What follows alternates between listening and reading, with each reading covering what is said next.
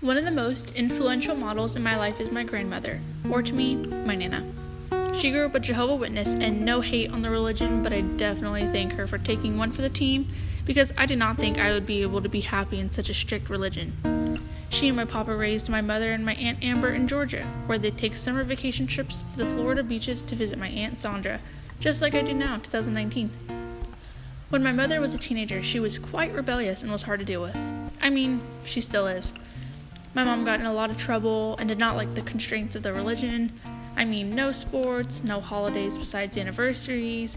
It affected who she was friends with and who she dated. My mom never went to prom, but even then my grandparents tried to give them the happiest childhood.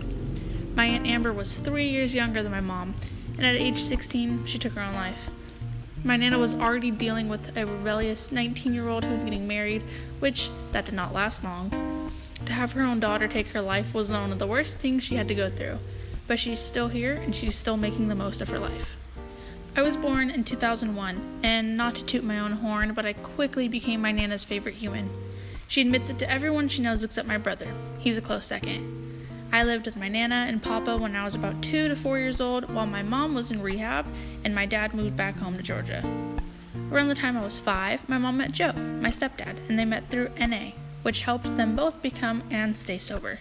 My grandparents took care of me, and luckily around the time I was born, my family were not witnesses anymore, so I was still able to celebrate my favorite holidays. I've grown up with my Nana taking me on a trip every year. A lot of my peers know me as the kid who travels a lot, which can sometimes make people think I must have a lot of money. Well, I don't, but my Nana had this event planning job, and she always had the hookups on all of our trips. I got to go to Yosemite, the Grand Canyon, New York, San Francisco, and LA way too many times. Our last big trip was to Europe. That one was my favorite.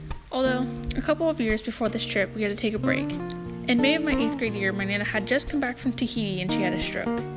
She was paralyzed on 50% of her body and she could barely speak. This really hit my family hard because my Nana was the backbone of the family.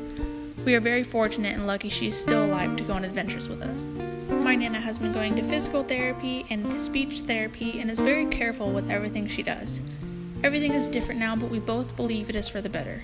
The way she sees it is that, yeah, it may take us longer to walk to our gate for our trips, but instead we have the ability to get a wheelchair and get special services into the front of the flight since she has a hard time walking. My Nana works very hard every day so she can come support my brother and I. We both play soccer, and she was always there to watch our games. She comes to watch me coach him, and immediately right after, she's watching my team and I win District Cup. Her biggest thing is making sure that I'm able to do what I want to do. She taught me how to drive, so now she doesn't have to drive anymore, and sometimes she helps me with expenses even if I don't need it. She took me on a college trip to Southern California, and we both fell in love with UC Santa Barbara, and a couple weeks ago, I found out I got in. I don't think I would have been able to get into my dream school without her. She always inspires me to persevere and work harder than you worked the day before.